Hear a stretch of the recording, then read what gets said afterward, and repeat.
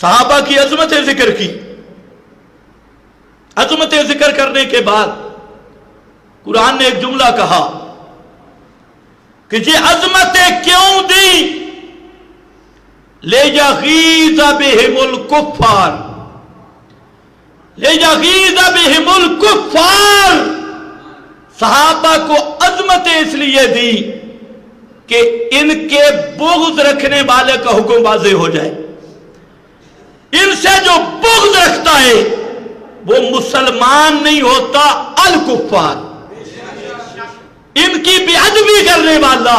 یہ سورۃ الفتح ہے، آخری آیت، آخر پہ عظمت صحابہ کے آخر پہ ذکر کیا لِيَغِيظَ بِهِمُ الْكُفَّارَ.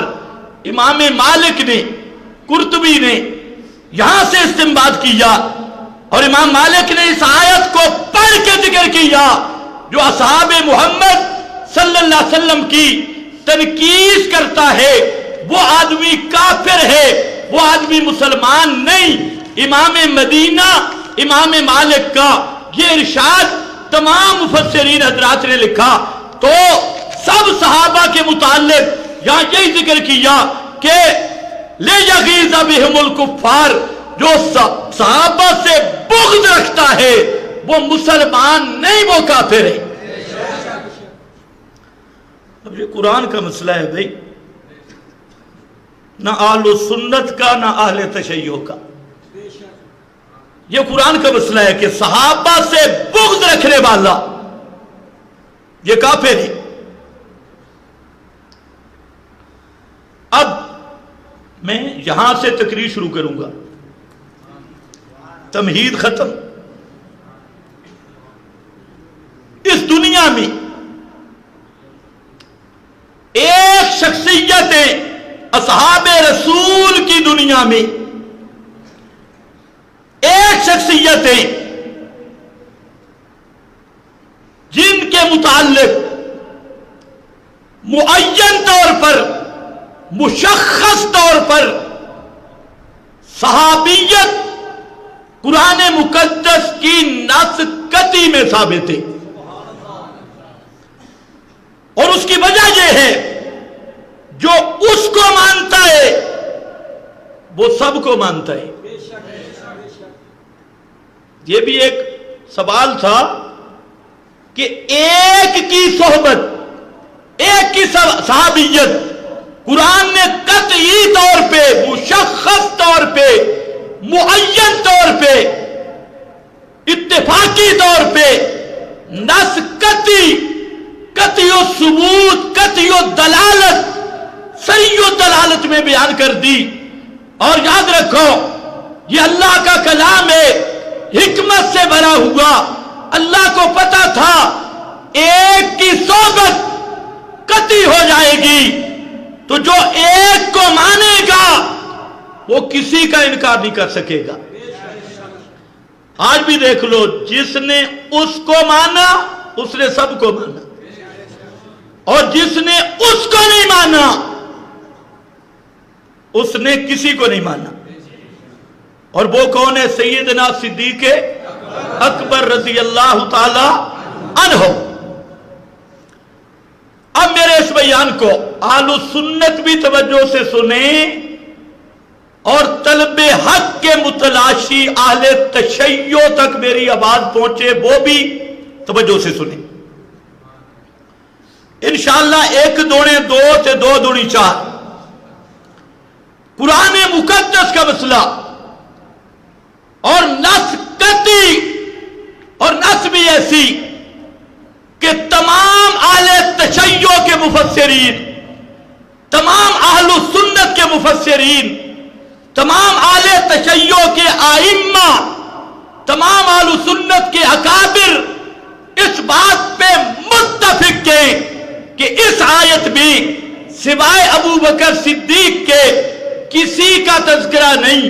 ویسے آپ کے سمجھ لیں قرآن مقدس کا ضابطہ بھی کہ جہاں شخصیات کی بات ہے تو قرآن مقدس کا عمومی انداز یہ ہے کہ شخصیات کی بات میں قرآن مقدس ابہام رکھتا ہے.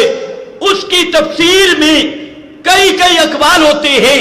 کہ یہ آیت کس کے بارے میں نازل ہوئی، ایک مفسر کہتا ہے اس کے بارے میں، دوسرا کہتا ہے اس کے بارے میں، ایک مکتبہ فکر کہتا ہے اس شخصیت کے بارے میں، دوسرا مکتبہ فکر کہتا ہے اس شخصیت کے بارے میں.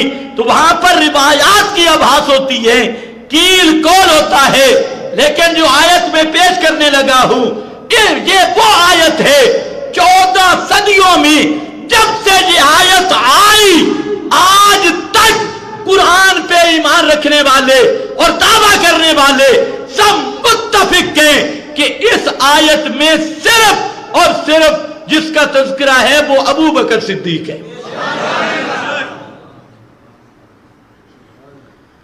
اہل سنت کی بات نہیں کر رہا، یہ تو ویسے ہی مانتے تو حقیقی اہل سنت ہے.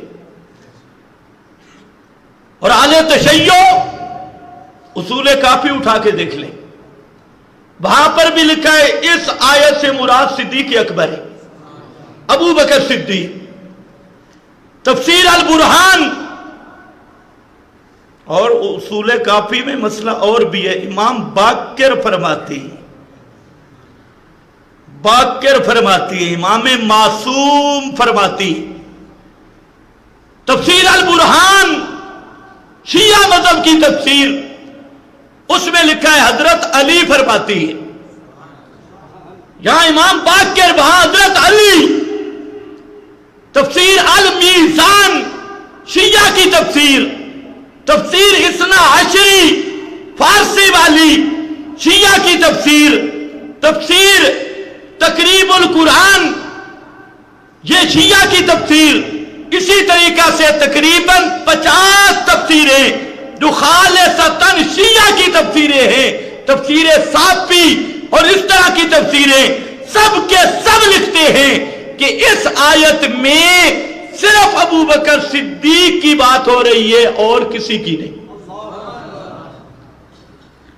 اس کو کہتے ہیں حق وہ جو سر پورا پھوڑے، یہ حق ہوتا ہے. اور یہ قرآن مقدس کے قوانین میں سے ہے کہ ایک جگہ پہ تعین کر دیتا ہے باقی چھوڑ دیتا ہے، باقی اسی پہ محمول کرتے جاؤ. جہاں تعین کیا اور پیغمبر کریم کی ہجرت کا واقعہ ذکر کیا.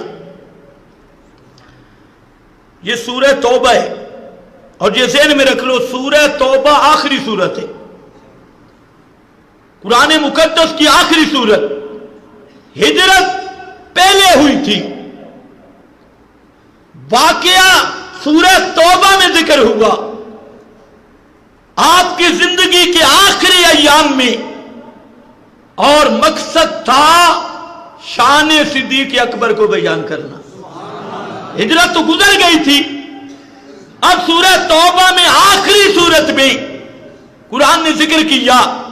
اور کس انداز میں ذکر کیا، سبحان اللہ. اس پہ اگر باتیں ہوں، میرے پہلے بھی تقریباً 4 گھنٹے کی گفتگو اس پر موجود ہے، لیکن اس سے ہٹ کر چند باتیں ذکر کروں گا کہ جہاں اللہ نے خود معین کر دیا، مشخص کر دیا. قرآن کے اندر دیکھو، یہ باعث مقام ہے قرآن کا کہ 3 اذ کٹھے ذکر کیے. 3 اذ آئے. کیا آئے؟ اذ اخرجہ الذین، اذ اخرجہ الذین، اذ ہما اذ یقولو. یہ 3 اذ آئے. اور اذ آتا ہے واقعے کو مشخص کرنے کے لیے، کسی واقعہ کو معین کرنے کے لیے. فرمایا میرا پیغمبر یہ واقعہ کب کا ہے؟ اذ اخرجہ الذین. یہ وہ واقعہ ہے جب کافروں نے میرے نبی کو مکہ سے نکالا تھا. یہ واقعہ کیا ہے؟ ہجرت کا ہے یا کوئی اور ہے؟ بولو. اس اذ نے متعین کیا کہ یہ واقعہ کون سا ہے. اختلاف ہو سکتا ہے، کئی واقعات، ہزاروں واقعات آپ کی زندگی میں پیش آئے، لیکن فرمایا اذ وہ متعین واقعہ جب پیغمبر کو مکہ والوں نے مکہ سے نکال دیا. ایک اچھا اذ ہما، پھر اذ آیا، مکان کو معین کیا کہ یہ کہاں کی بات ہے، کس جگہ کی بات ہے؟ فرمایا غار کی بات ہے. اذ ہما جگہ کا تعین ہے. اور تیسرا اذ یقولو، یہ بات کس سے ہوئی تھی؟ فرمایا صرف ایک سے ہوئی تھی. یہ شخصیت کا تعین ہے. تین اذ ذکر کیے، پہلے اذ سے واقعہ متعین کیا، دوسرے اذ سے مکان متعین کیا، تیسرے اذ سے شخصیت اور زمان متعین کیا. اور یہ تین اذ بتا رہے ہیں کہ اس آیت میں مراد صرف ابو بکر صدیق ہے، کوئی دوسرا ساتھ نہیں تھا. اور یہ مضمون پورے چیلنج کے ساتھ کہتا ہوں، یہ پاکستان کی شیعیت نہیں، ایران، کویت، عراق کی شیعیت اگر غیرت ہو تو اس قسم کی آیت یا حضرت علی کے لیے نکال کے دے.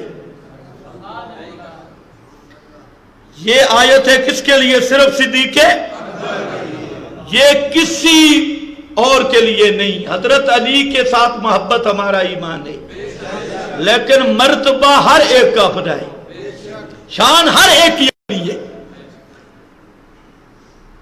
اب ذرا دیکھ رہے ہیں تین تعین کیے.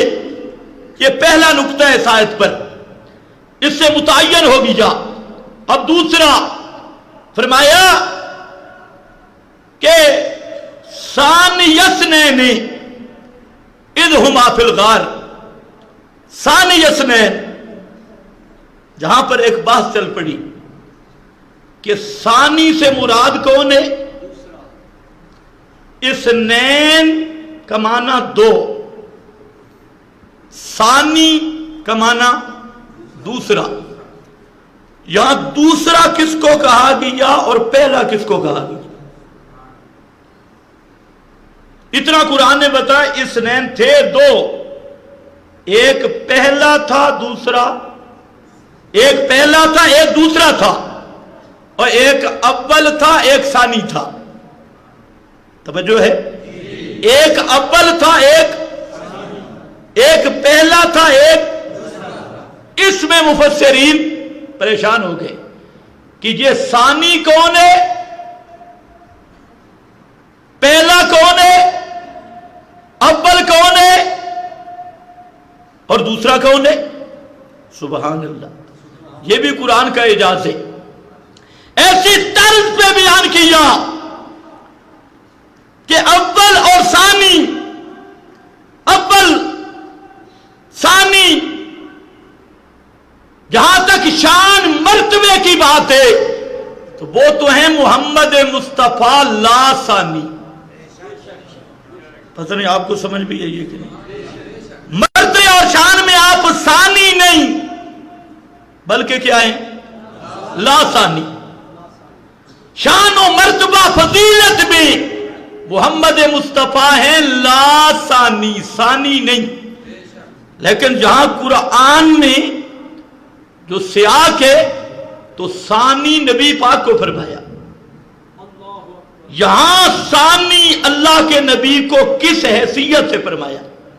حالانکہ مرتبے میں آپ اول ہیں، شان میں آپ اول ہیں. اور ثانی کو اگر دیکھیں جو اہل علم ہے وہ جہاں سے دیکھ سکتے ہیں اذ اخرجہ، پیچھے اللہ تنصرو ہو، یہ ہو ضمیر نبی کریم علیہ السلام کی طرف، فقد نصرہ ہو ضمیر نبی پاک کی طرف، اذ یقولو، ہاں اذ اخرجہ الذین، ہو ضمیر نبی پاک کی طرف. تو ثانیہ سے مراد بھی نبی پاک ہے. اور اکثر مفسرین نے یہی معنی کیا. اور دوسری تفسیر یہ ہے، اگرچہ بعض کا قول ہے کہ ثانی سے مراد صدیق ہے. اب علمی طور پہ چند باتیں سمجھے. ثانی محمد مصطفیٰ، اسنین میں صدیق اکبر. کیوں؟ حالانکہ مرتبے میں آپ اب سارے پریشان ہو گئے. مرتبے میں آپ اول، شان میں آپ صلی اللہ علیہ وسلم اول. سب کا عقیدہ ہے یا نہیں؟ ہم وہ شیعوں کی طرح استدلال نہیں کرتے. اگر کوئی یہاں رافضی ہوتا نا تو اس کے اماموں کا رتبہ نبیوں سے اعلیٰ ہے. گدھے کے بچے، نبی کی شان کو کوئی امتی نہیں پہنچ سکتا. نبی کہتے ہی بلند شان والے کو ہے. خیر اب ذرا سنو، وقت بڑا کم ہے. ثانی رسول ہے، اول صدیق ہے. ثانی رسول، اول صدیق. مرتبے میں تو ہو نہیں سکتا. پھر کس چیز میں ثانی رسول اول صدیق؟ تو سمجھنا صدیق اول ہے وفا میں، صدیق اول ہے قربانیوں میں، صدیق اول ہے غلامی میں، صدیق اول ہے ایثار میں، صدیق اول ہے صحابیت میں، صدیق اول ہے نشور میں، صدیق اول ہے قبور میں. کوئی تمہیں نہیں سمجھ آئے گی، اللہ کرے آ جائے. اول اس لحاظ سے اور پیغمبر ثانی ہیں اس لحاظ سے کہ جہاں اذہما فی الغار، غار میں پہلے صدیق داخل ہوئے، دوسرے نمبر پر رسول داخل ہوئے. اس میں بھی بڑی بات ہے. پہلے کون داخل ہوئے؟ کیوں؟ اگر کوئی خطرہ ہو، کوئی موذی، کوئی دشمن ہو تو پہلا بار صدیق پہ کرے. صدیق اپنی جان پیش پہلے کر رہا ہے کہ کوئی موذی آئے پہلے مجھ پہ حملہ کرے، میرے محبوب پہ حملہ نہ کرے. اللہ نے اس وفا کو بھی ذکر کیا ثانیہ اثنین. باقی تو پیغمبر مرتبے میں اول ہے، اور ثانی اس لحاظ سے ہے کہ غار میں پہلے صدیق داخل ہوا اور بعد میں رسول داخل ہوئے. ایک بات. دوسری وجہ علماء جانتے ہیں کہ جو مضاف ہوتا ہے، یہاں ثانی مضاف ہے، اثنین مضاف الیہ، اور قانون یہ ہے مضاف تعارف حاصل کرتا ہے مضاف الیہ سے. مضاف کی معرفت ہوتی ہے مضاف الیہ سے، مضاف کی پہچان ہوتی ہے مضاف الیہ سے. تو اثنین میں ابو بکر بھی ہے، پیغمبر بھی ہے، اور ثانی میں صرف محمد مصطفیٰ ہیں. تو اللہ نے بتا دیا اے لوگوں یاد رکھنا محمد مصطفیٰ اپنی پہچان آپ ہے، اور نمبر 2 محمد مصطفیٰ کی پہچان ابو بکر صدیق ہے. اثنین میں جمع کیا کہ محمد مصطفیٰ اپنی پہچان آپ بھی ہیں، اور محمد مصطفیٰ کی دوسری پہچان کون ہے؟ ابو بکر صدیق بھی ہے. تعارف کروانے والے ابو بکر صدیق بھی ہے. اس لیے ثانیہ اثنین، ثانی 2 میں سے دوسرا. اور تیسری وجہ جملہ ایسا ذکر کیا ثانی پیغمبر بھی بن سکے، ثانی صدیق بھی بن سکے، کیونکہ دونوں کی حیثیت شان نبوت میں محمد مصطفیٰ وہ اول نمبر ہے، اور شان صدیقیت میں حضرت صدیق اکبر وہ اول نمبر ہے. اور اس طرح انبیاء میں محمد کا ثانی کوئی نہیں، اولیاء میں صدیق اکبر کا ثانی کوئی نہیں. اس لیے دونوں ثانی ادھر بھی لوٹ سکتا ہے، ثانی ادھر بھی لوٹ سکتا ہے. ثانی اثنین اذ ہما فی الغار، جہاں پر بھی عجیب بات ہے. इसनैन इसमें ज़ाहिर है, हुमा ज़मीर है। इसमें ज़ाहिर में भी सिद्दीक और नबी को इकट्ठा कर दिया, इसनैन में और ज़मीर में भी सिद्दीक और पैगंबर को इकट्ठा कर दिया, ज़मीर में भी इकट्ठा, ज़ाहिर में भी इकट्ठा। अल्लाह ने बता दिया, और कायनात वालों, जिस तरह हुमा ज़मीर में पैगंबर और सिद्दीक इकट्ठे हैं, इसनैन इसमें ज़ाहिर में पैगंबर और सिद्दीक इकट्ठे हैं, इसी तरह कायनात की कोई ताकत बातिन में भी ज़ाहिर में भी सिद्दीक को पैगंबर से जुदा नहीं कर सकती। ये ज़ाहिर में भी इकट्ठे रहेंगे, बातिन में भी इकट्ठे रहेंगे। ना ज़ाहिरन कोई जुदा कर सकता है, ना बातिनन कोई। आज जा मदीने में ज़ाहिरन इकट्ठे हैं कि नहीं? आज भी इकट्ठे हैं, इसलिए इसनैन इसमें ज़ाहिर है, हुमा ज़मीर है। और ज़मीर अंदर को कहते हैं, आप कहते हैं मेरा ज़मीर ये कहता है, इसी से मिलती जुलती अरबी वाली ज़मीर है, वो छुपी हुई चीजों को जाहिर करती है। तो अल्लाह ने बता दिया, अबू बकर सिद्दीक वो है जिसकी माइयत ऐसी कामिल है कि जाहिर से भी सिद्दीकियत नबूवत के साथ मिली है और बातिन से भी सिद्दीकियत नबूवत के साथ मिली है। देख लो कुरान, मिनन नबी जीना मिला है कि नहीं? मिनन नबी जीना बसिद्दीकीना, साथ मिले जुदा नहीं। उधर इसनैन ज़ाहिरी माइयत, ज़ाहिरी इत्तिहाद, ज़ाहिरी माइयत है, ज़ाहिरी मिलना। और इन्नहू काना सिद्दीक़न नबिया, तो सिद्दीकियत वहां नबूवत के अंदर दाखिल है। इन्नहू काना सिद्दीक़न नबिया, और जहां मिनन नबिय्यीना व सिद्दीकीना दोनों सरहदें मिल गई, वहां नबी भी सिद्दीक भी हजरत इब्राहिम खलीलुल्लाह, और यहां सिद्दीकीन जहां नबिय्यीन की नून है वहां सिद्दीकीन की साद मिली हुई है।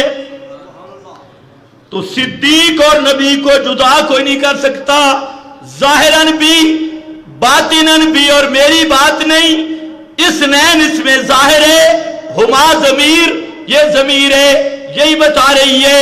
इसीलिए इमामुल अंबिया ने फरमाया कि क़यामत के दिन फरमाया, एक तरफ मेरे अबू बकर सिद्दीक होंगे, दूसरी तरफ फारूक आजम।